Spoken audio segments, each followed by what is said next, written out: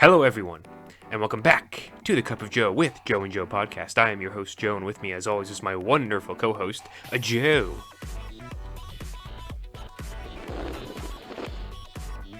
Oh, that was all froth again, but boys, it is the dog days of summer.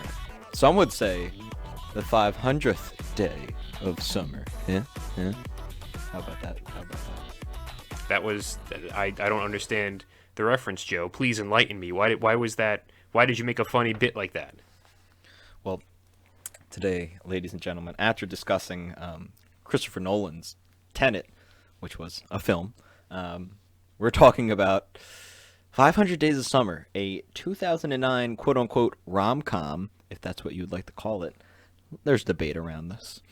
And personally, something very near and dear to my heart that I have on DVD. But we're talking about 500 Days of Summer, and Joe, I picked this one, so that means you give me the rapid-fire rundown. Oh, shit. All right. Okay. Getting hyped. Getting ready. I'm doing the stretches. All right. I'm ready whenever you're good to do a countdown or whatever the fuck you want to do. You're going to go on the sip. Okay. Okay, so we start off with a little bit of narration. The entire movie has narration, which is a little bit of an odd thing. But so, lovely little bench. I wouldn't call it in media res, because it's kind of in media end, but we'll get to that in a little bit. And the narrator is like, yeah, so like you look at all this and you see all these little bits, and it's like, yeah, you think this is a rom-com movie, but this isn't a romance movie. It's not a love story. And I'm just like, interesting, because the entire thing opens on a shot of one. Her name is Summer. As we come, it's Summer as in the character's name, not Summer as in the season. This doesn't really matter that much. Anyway, it starts off with her ring on her finger, holding the hand of one Joseph Gordon-Levitt, who plays Tom, our protagonist of the movie. So as we come to find out, Tom works at a greeting card company. He doesn't like to, but he's like writing all the different stuff that you find inside the cards. What he really wants to do is he wants to be an architect. That's what his dream is. And he seems like a pretty smart guy, at least in that sort of realm, as you come to find out throughout the film. But basically, he's working at this greeting card place. This new employee comes in. This is Summer, by the way. And she's working, at a different desk far away. And he's kind of like, oh man, I really wanna go out with that girl. And then his friends who also work there with him are just like, yeah, you're not gonna ask her out because you're too much of a pussy. Anyway, life goes on. They go to a bar for a bit of an office party sort of thing. It's nice. They have a fun time. Best friend might have spilled a secret to her that Tom didn't want her to know, but whatever. It's fine, because then the next day she makes out with him at the copy machine. You just don't, and then she leaves him. You don't do that, Joe. You don't fucking do that. But it turns out okay, because then later on, they sleep together. Classic. Anyway, we start to Tarantino this shit up, We're going back and forth between these 500 days. You're going between, like, day 200 to day 3 to day 459 to day 17. It's like you're going all over the place because you're getting little bits and bobs of the relationship that's formed. That's between Tom and Summer, of course. And so you start to see the good, the bad, how things formed, how they kind of fell apart, all that sort of shiznit. And when you come towards the end, you realize, oh yeah, this isn't really like a love story like you kind of thought it was, kind of like what the narrator said in the beginning. Because as you come to find out, Summer, who broke up with Tom, she finds another person, she marries him, and then Tom is left kind of moping and sad, but then he comes to find there's more to life. And then, he ends meeting Autumn in Autumn. It's very thematic. Yay, 500 Days of Summer. Wow. It was pretty good. Got a little stuck there at the beginning. You were kind of dragging, and then you picked it up. That's a bit of a routine of yours. You really get into the beginning, and then you realize, man, I've been talking for like 2 minutes. I got to speed this up. I always want to give more detail, Joe, but then I'm like, I can't give that much detail. Okay, Joe. First question. Mm-hmm. Do you want to talk about this in chronological order or in the order it is presented in the film? I don't care. Honestly, I don't think I have it mapped completely chronologically in my mind to the point where I'd be able to talk about it that way. But let's just talk about whatever and just see where it leads us. You know, Okay. let's just take Okay. let's let the wind take us. All right. I just, some people are a little, there's a whole community around this movie, Joe. It had a very big cultural impact. Really? Yes. I 2000. did not know about this. Yes, there is a big fan club for 500 Days of Summer. Anyway, Okay. all right, let's talk about this opening. First off, Yes. the credits, right? And the Calling credits of being Jenny out. Oh my God. Who was Jenny? Who did she hurt? I think the director. Mark Webb? I My think so. Spider-Man director? I think so, or the writer. I don't know, but it fucking is hilarious. Yeah. Him calling her, being like, "Hey, like this is a story. This is fictional. This isn't based on anything except you, Jenny, bitch."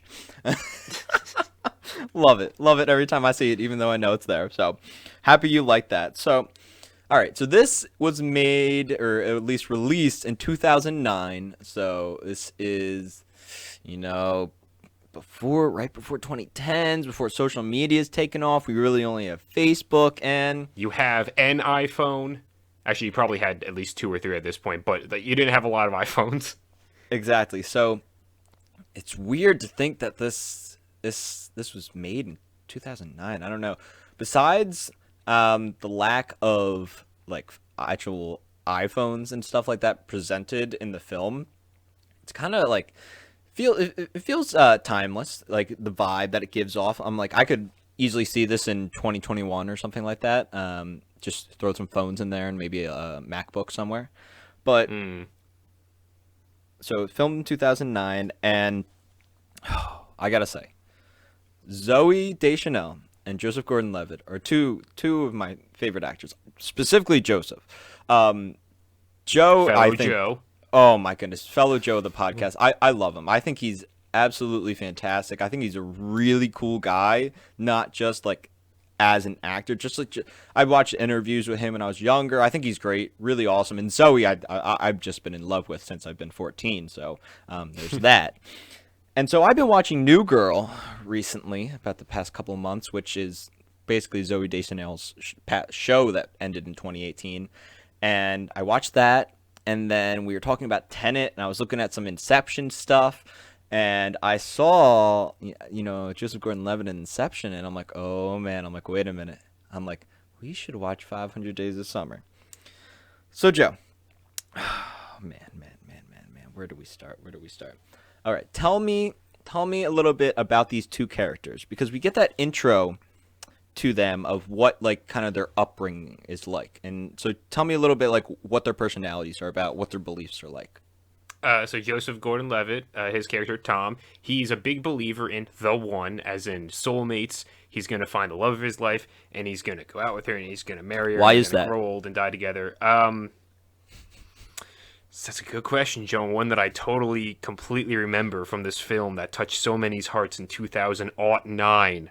I don't remember what was British pop music. That's right. Yes, he listened to too much Beatles and crap. Too many of the fucking Smiths and Joy Division. Yes, exactly. And then Summer, played by the woman with the bangs, she had, if I remember correctly, her parents split, right? Correct. Yes, her parents split, so she has the mindset of everyone you care about will always, or anyone that you like love, you're like always split up because you just have too many differences or whatever. And so she kind of goes through life just being sort of like, yeah, let's just have fun. Let's just have a time, and there's not really a one for any person. You just kind of do what you can with whoever, which is very evident when on like the first quote unquote date, she and good old Tom go out on. Like Tom goes into the bathroom, and it's just like, okay, take things slow. You're here to have a fun time. That's all you're gonna do. And he comes out of the bathroom, and she's just lying topless on his bed, and he's just like, "Hello," and they proceed to probably watch a movie or something. I don't know. I don't actually know what happened. They never show me in the movies. Joe, I've been there before, man. Not in that exact situation. Oh. I mean, I wish, but the bathroom situation, man. You're talking to yourself. You're like, all right, you're good. Everything's good. it's all good, and then you get out there and you're like, oh, it's not good. It's You're like, oh everyone's boy. been there before. I You was know, you're in a not- bathroom. You're like, everything's fine. So two very different opinions on relationships and love, and we get this with a narrator at the beginning with a great Regina Spektor song, Us. Love Regina Spektor, and I love the soundtrack of this whole movie, but we'll get to that later. And it starts off with, we're seeing clips, almost like old home videos of both of those, Summer and Tom, growing up in their younger years. And fun fact, some of the clips are actually from Zooey Deschanel growing up and Joseph Gordon-Levitt growing up. And then some of the other clips when they're like teenagers are just other actors that they put a filter over. Yes, I do my deep dive. And you're getting this. There's a beautiful. You're like, wow. You're like seeing them grow up, hearing their stories, this beautiful music. Wow, this is going to be a great love story. And the narrator saying that this is the story of a boy meets girl, but I'll warn you, this is not a love story. I remember the first time I heard that back in, I don't even know, maybe like 2014, 2015. I was like, 2014. I was like, sure. I'm like, this is definitely about to be some like cheesy ass love story, and he's just trying to be like, there's gonna be drama in it. Nope, not a love story. It does not. No, I guess a kind of a happy ending, maybe. A hopeful ending, I will say. Not a happy necessarily, but a hopeful ending. Yeah. And right after that, we get another great actor. Chloe Grace Moretz is in this as Tom's little sister, and she's what, maybe like 13 in real life here, and she's probably playing around the same age too in the movie. Yeah, because she's Hit Girl age. Because the only thing that I really know her from is Kick-Ass. So I saw her and I was like, "Oh, you're a Hit Girl!" And then it's just funny because she's playing yet another like pretty adept preteen, and I was like, "This is very funny." She was the queen of the 2009-2010 era movies. Oh my god, she's great. Love her. She's awesome. So you see her, and she starts off in this movie, and she's on a bike, and she's getting over to Tom's apartment, and Tom's two friends answer the door, and she's like, "All right, how bad is it?" And the one friend's like, "Oh, it's the other chick all over again." And Tom is just smashing play. Yeah, I didn't really get that, especially because then the rest of the movie, he's not exactly. I mean, he's pretty down when they eventually do break up, but I mean, like the whole smashing plates thing, that just was odd. I was like, what are you doing here, man? Like the rest of it, he's eating Twinkies, he's yelling at strangers on the street in his robes. I believe this is during the Twinkies and Jack Daniels phase. Yes. Oh, that's if you're ever in the Twinkies and Jack Daniels phase, please get help, professional help. All right, we've all been there at least once. Just you'll get out of it, I promise you. Twinkies and Jack Daniels, it's just you gotta get some help, man. You do it. It's okay to get there, but you gotta get out. Okay. Every once in a while, you roll down that hill, but you gotta walk back up the hill sometimes, you know. Okay. So we get this set up, and we find out that they split up. And you're finding this out right at the beginning. The jumps are all over the place with exactly the Tarantino method. Yes, showing the actual date of when it's going on, and you're like, oh wow, they broke up. Okay, well, what happened? And then we get more kind of chronological. Okay, start from the beginning. Tom's working. He sees her there, and he's like, oh my god, she's the one. Like, holy shit, she likes the Smiths, and you get some kind of build up where it's like, oh, the one friend's telling her she's a bitch, actually. But it's not till actually at the bar that they actually start to hang out, and you're like, ooh, something's happening here. Like, you can kind of see it in Summer, too, by the way she, like, talks to him. And I think his name's Leslie. I think that's the guy's name. When he kind of spills the beans that Tom likes her, it's really awkward for him. And for so much I wanted him to just own up to it, but he couldn't. And I love the copy room scene because after she makes out with him, he's literally like, what the fuck have I gotten myself into? She just leaves. She just fucking... I was like, what the fuck was this? So here's the thing, Joe. You're going through this very play-by-play, and while I appreciate that, I have, instead of more factual things, I have just emotional responses to a lot of this movie. That's what most of my notes are, except for Let me hear it then. Let me hear it. So, like, that scene where she just makes out with him and then fucking bounces. I don't want to get too personal, Joe. I've had experiences where people will be like, all right, we're going to do a bit of a makeout, and then I'm going to leave, and then we're going to come back to school. This is a school thing because we're young lads. And then we come back to school, and then they talk to you and act like nothing ever happened. And then I would be like, what the fuck is going on? So when she did that, I was like, hey, yo, no, You gotta do something here. You gotta be like, okay, a little bit of like debriefing, you know? You can't just come back from the mission and re-enter into society. Look. I think this is the thing that makes her attractive, though, that she's wild, and Tom's like, oh my, like the whole. Eventually, when we get to the top, you know, her being just topless in bed, and she's like, all right, like, hey, you ready to go? Like that's very much like if I was in Tom's position, I'd be like, oh, like you're thinking to yourself, what have I gotten myself into? Yeah, again, I'm not saying it's out of character for her. Like this scene, again, that scene, the topless scene, the IKEA scene, which I have my own. It's not a big gripe. I just think it's really funny. Like if, all right, real quick, there's a scene when they're in IKEA and they're running around and they're jumping on all the different furniture or they're playing around with everything. And I just thought to myself, I'm like, if I was an IKEA employee and I had these two fuckers running around, I would hate them so much. I would be like, get the fuck off, go away, please, go away. Honey, I don't know how to tell you this, but there's an Asian family in our bathroom. And they're all just staring at them like, yeah, what the fuck are you doing? And then Tom would be like, For some reason in my memory, I don't think it actually happened, but in my memory, I always thought that the younger kid like pushed his glasses up when he saw. It'd be funny if like they were fogging up a little bit. He took them off, he cleaned them on his shirt, and then he put them back on, and then like stared even harder. It'd be like that'd be really funny. I would enjoy that a lot. All right. Give me some more of these other scenes that get you going. So a lot of stuff we're talking about here is kind of the meat of building the relationship. It's setting up that it didn't work out, introducing them, and then you get all like the kind of cutesy, memorable dates or memories that really make Joe fall in love with her, and maybe Summer fall in love with him, maybe not so much. We'll get to it. But give me some more. Give me some more of the meat. What are some stuff that gave you those similar reactions, or at least really got a reaction out of you? Yeah, it was a lot of stuff similar to that. The scene at the bar. This is, I'd say, probably like halfway through the 500 days. I don't really remember when it is. But it's like when Summer and Tom are at the bar, and Mr. 2000s douche comes up, and it's all like, "Yo, babe, let me buy you a drink because I'm big and look like an Italian mobster."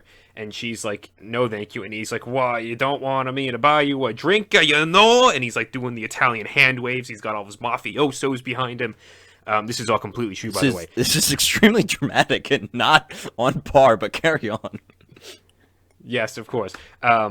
But so she's just like, "No, thank you." And he's like, "What, you're here with Mr. Wet Douche over there?" And Tom is just like, "Hi, yeah." And he's like, "All right, well, babe, if you want to come with the real men, you come on over here." And then he starts walking away. And then Tom gets up and punches him in the face. And then he gets tackled to the ground because this guy looks like a fucking linebacker. That's one of the only positions in football that I know, Joe. Be proud that I did something sports related with this. It's slowly getting into your brain. Like, okay. I'm making progress. Yeah, but you play soccer, so I don't know where that correlation is. But it's better than nothing. It is better than nothing. When they come back and she's like, now I will say, I was on board with her being like, yeah, I pissed off at you because you thought you had to fight for me. That's an archaic idea that should be left in the 80s. If like, you know, you should be confident enough to be like, yeah, she's not gonna leave me for some douchey linebacker just because he tried flirting with her. It's like, why would you try punching him? Like, that's not romantic. That's just stupid. And then he gets pissed off because the way she reacts, and then it's just a big pissing match back and forth. And I'm just kind of like, cool, we're children here. Yeah. It's really like, I understand her frustration. And then I also understand Tom's. It's like both of them have valid arguments in this situation. but would you have punched the Mr. 2000's douche? No, I don't think I would have. I feel like the only time I would ever get like physical with someone is if someone actually like touched the person I was with, like actually was like grabbing them or something. Then I'd be like, all right, buddy, you ready to experience the bald? What does that mean?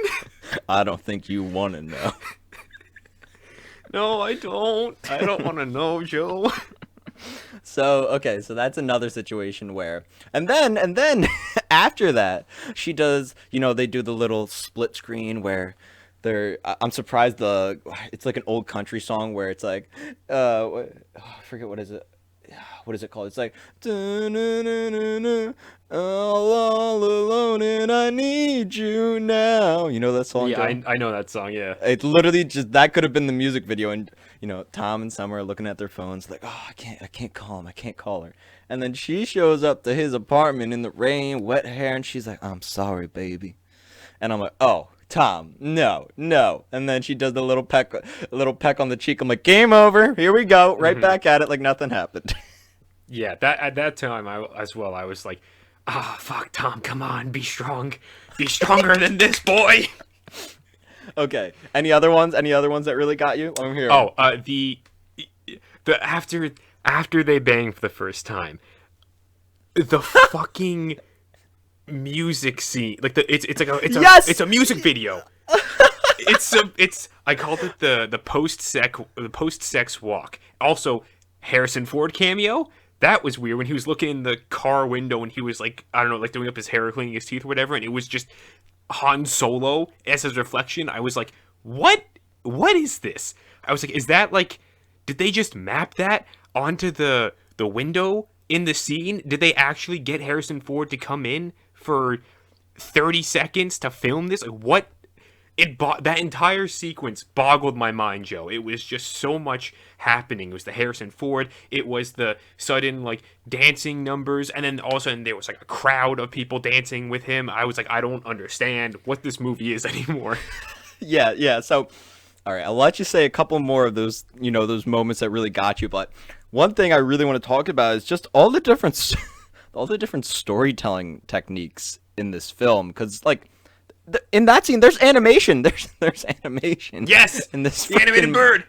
Right, and then other times too, there's animation where it's almost like when Tom is like walking in the middle of the street and the chalk takes over the whole city, and it turns like black and white. That's almost animation as well. The split screens, the narrator. We'll get into it, but like those things, when I first watched it, like I thought it was so creative, but. Let's hear a couple more of those. Give me like one or two more of those scenes that really got you, because I love the musical number scene. Hearing when I heard Hall & Oates playing, I was like, oh yeah. I've heard the name Hall & Oates in the last week more times than I've ever heard Hall & Oates in my life. Not like the song, just the name of the band. Because like people at where I work right now, for whatever reason, like sometimes over the radio that'll be playing. And so one of my coworkers is just like, oh yeah, this is Hall & Oates. And so I've heard Hall and Oates so many times in the last couple of days. Anyway, I don't have too many other scenes that are like that. I'm sure like if you mention one, I'll be like, oh yeah, here's how that made me feel, whatever. But then... the only other thing that I had like an entire like branching note about Tom's breakdown. Like once we actually get towards like end of second act, beginning of third act sort of area, Tom's breakdown, acceptance of what happened, and then the slow kind of rebuild of his life, like kind of like pulling himself up out. He's walking up the hill, Joe. I'm bringing back that metaphor that I mentioned that I threw out there in the beginning of this. He's walking back up that hill and kind of like coming back to the top. And I was just like, that's pretty cool. Also, it's funny seeing him in a bathrobe yelling at a couple who's holding hands to get a room. Because he's a miserable, wet sop of ropes.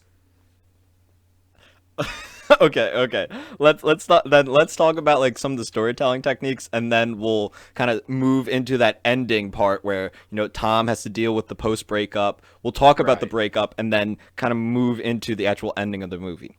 So, yes. There's so much going on here. I was so excited for your reaction because like it doesn't like it uses so many techniques where it's like, wait a minute, is this a musical? Is this like the narrator at the beginning, the split screen, oh my goodness. So we have the narrator pop out throughout the movie, the music playing and the random like dance sequence, like the animated bird, him acting like he hit a home run, and actually the sound effect of like a cracking bat. At the end, we'll get to the expectations and reality split screen, which, oh my goodness, really good. That was a creative. I will say that was a pretty cool thing. I was enjoying that. What else? Specifically at the end, his look into the camera at the very end, I love it. Is there anything else I'm missing? I don't think so, but you would know more than I, because I've only seen this once, and it sounds like you've seen it like 500 Days of Summer times. It's funnier when I say it. But fuck are you? I love it. I think it's super. I think it works really well. Some people have said that they hate it, all the different stuff going on, which I get it. It's a lot. There's a lot of weird stuff where you're kind of, and you even said it where you're like, wait a minute, what the fuck is this? Yeah, so it's a how'd you lot feel about that it? they throw at you. I mean, I took it in stride because I'm used to.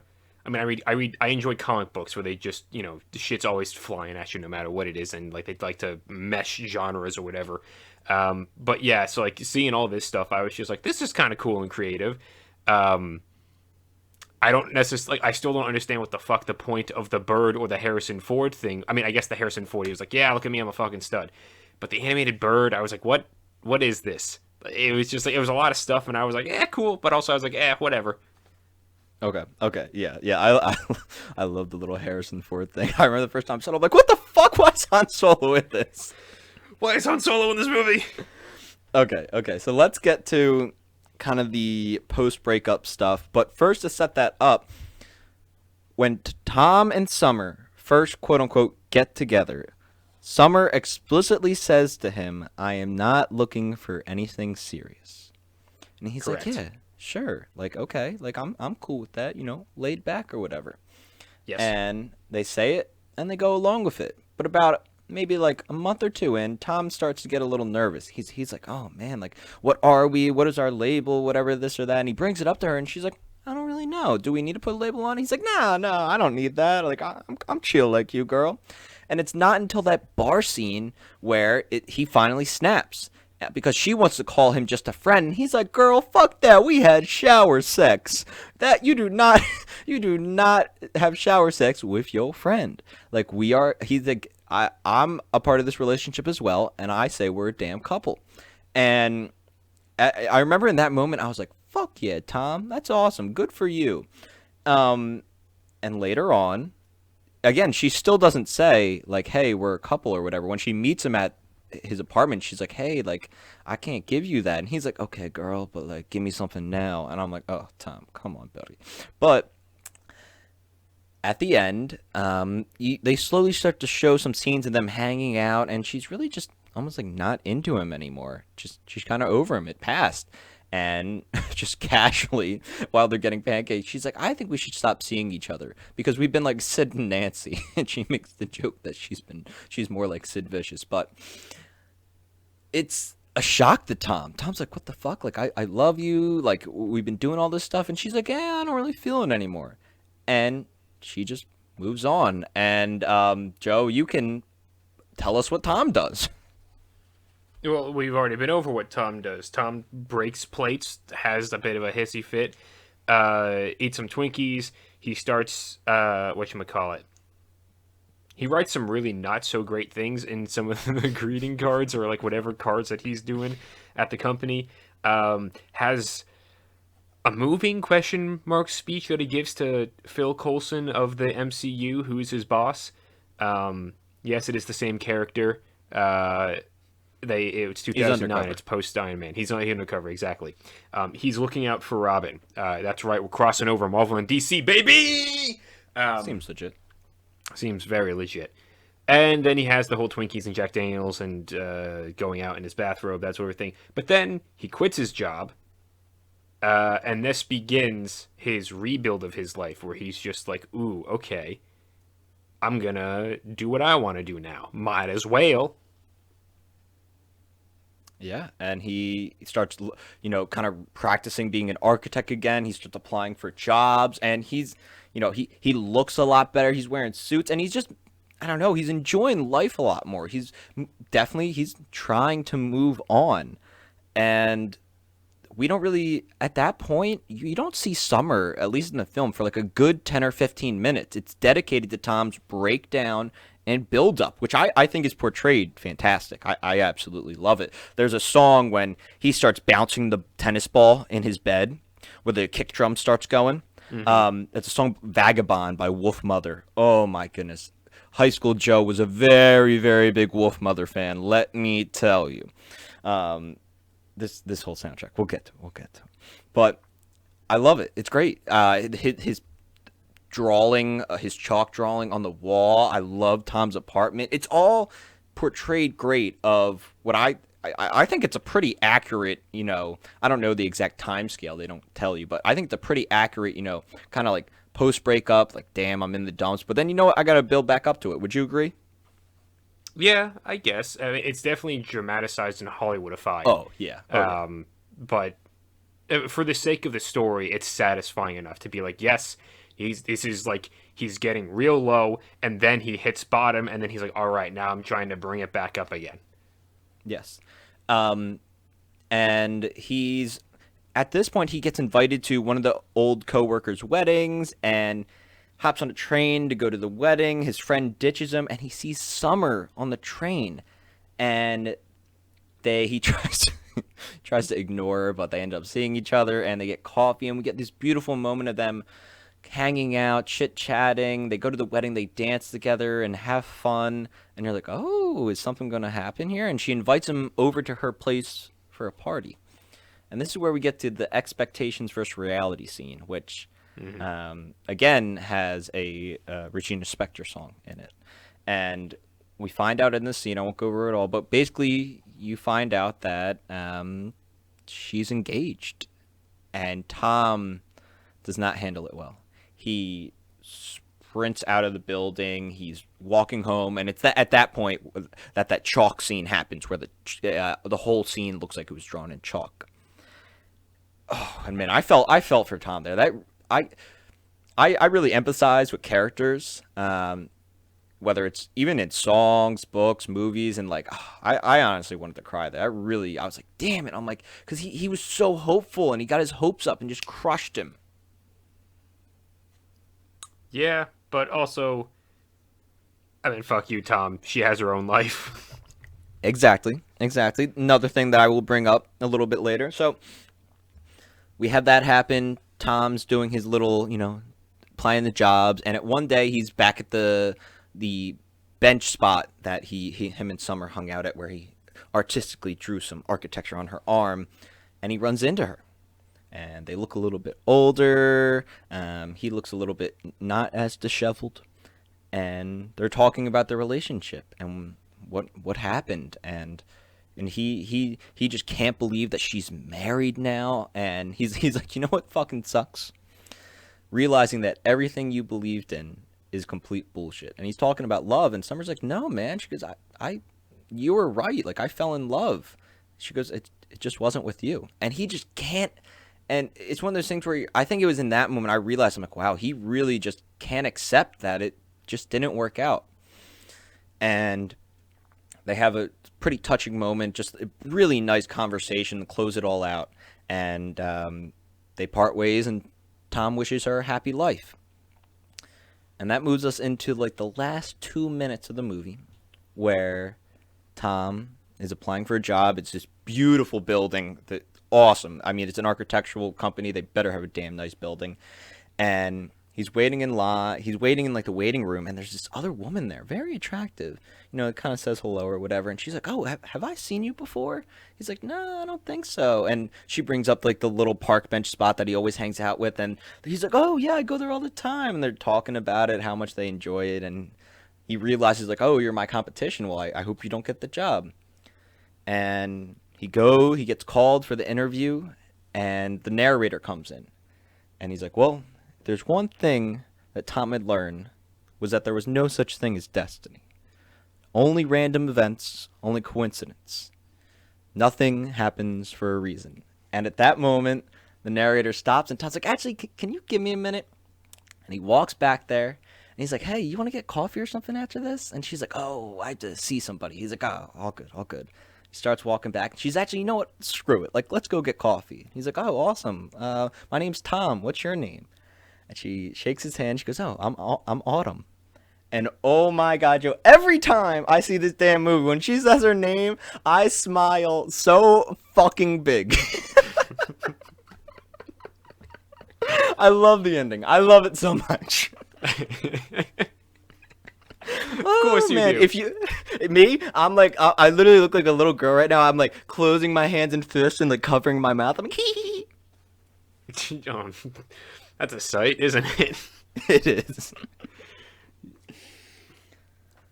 Yeah, so she's So just Joe, like, what do hello, you I'm think of Autumn. this and, ending? it is fine. I'm like, cool. It's hopeful. It's nice that he's finally gotten himself over Summer, or at least seemingly he has.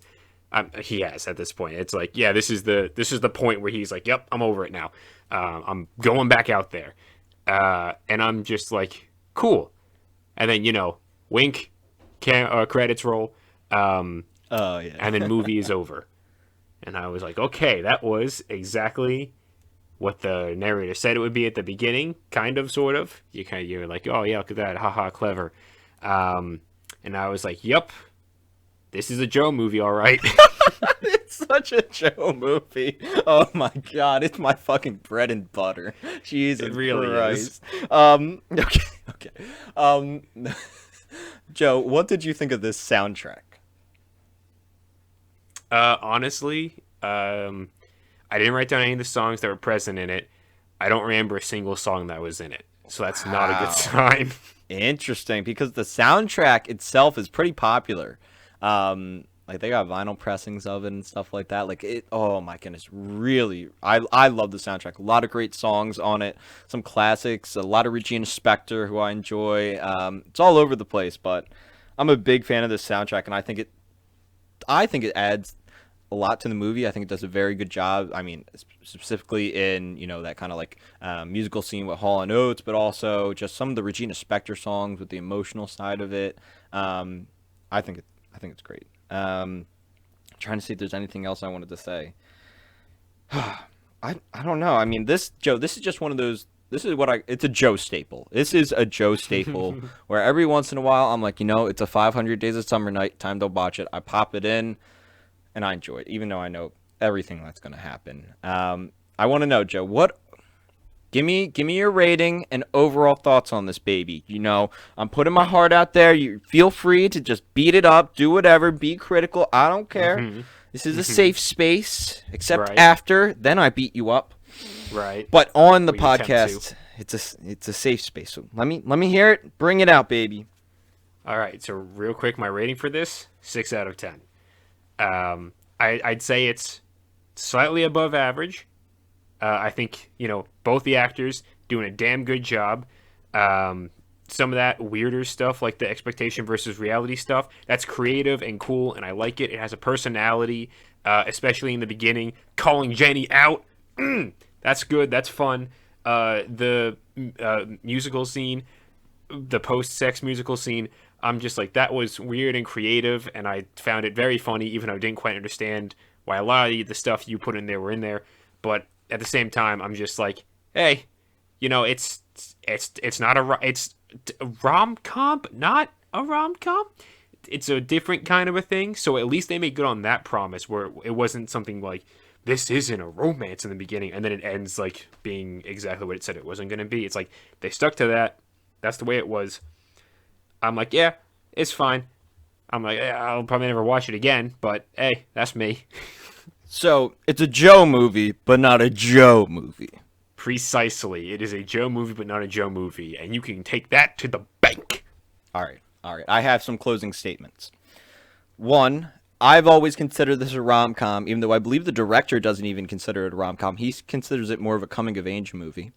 Controversial. Oh, fuck off. I guess it is. But it's like a blend of the two.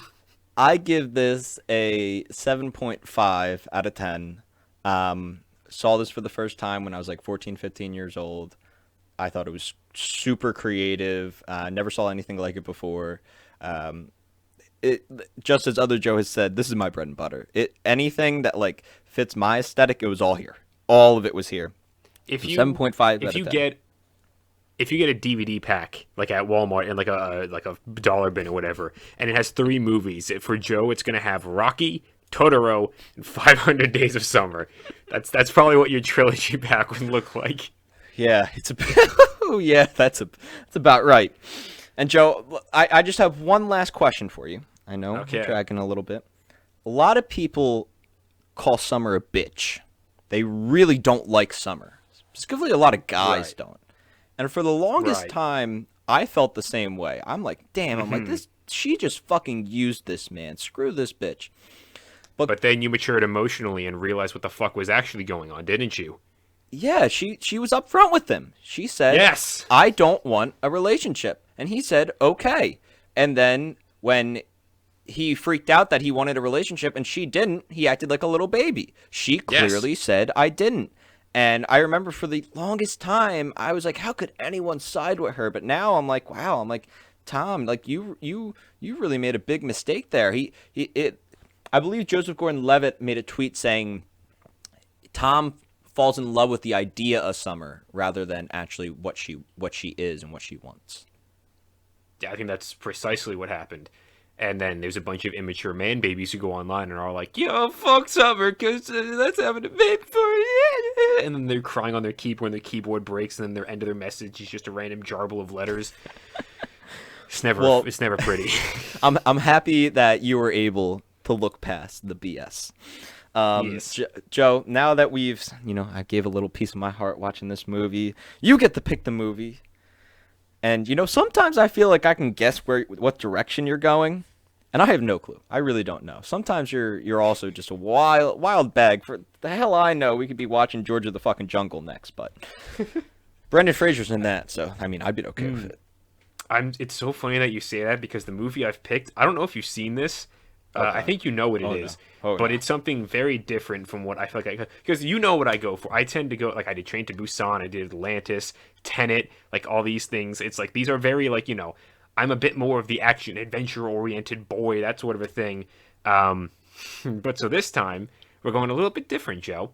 This movie is very near and dear to my heart, but in a different way.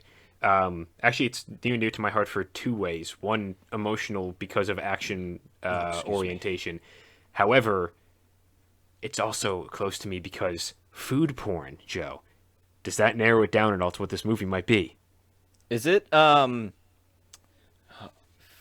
porn but action? What? Is this Cloudy with a Chance of Meatballs? No.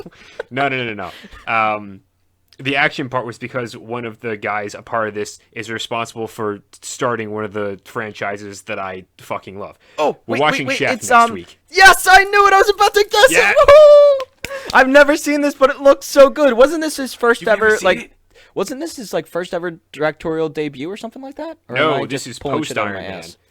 Okay. Yeah, no, this is Jon Favreau post Iron Man. This is something that I think he wanted to do for a while, but then after like his whole stint with the MCU, he was like, now I have the clout to actually like go out and do what I want, and like places were like, let me do it. So Chef will be the movie for next week. Ultimate food porn. I love this movie. So you've seen it? Oh yes, I've seen it. I've seen it. I've only seen it like twice, I believe. It's not something that I watch all the time, so it's been a while. But if it's anything like what I remember, I love it. So I'm excited to share this with you and to see what that's going to be like for next week. But yeah, any other closing statements before I take us out of here? Watch 500 Days of Summer if you enjoy good romance and storytelling. I think it's a great film. People should watch it. It's cool. And I think it is fine. You can probably skip it if you don't care that much. All right. Thank you everyone for watching. Not watching. I mean, I guess if you just watched the screen and it did like one little blinky thing. I don't know, whatever. Thank you for listening to Cup of Joe with Joe and Joe this week. Be sure to tune in next week for a chef. Again, the ultimate food porn. That's probably what I'm going to title the video. I like it a lot. Be sure to leave a like, comment, subscribe, all the usual YouTube bidness. And yeah, thank you everyone. And with that, we shall say, we love you, we leave you, and goodbye.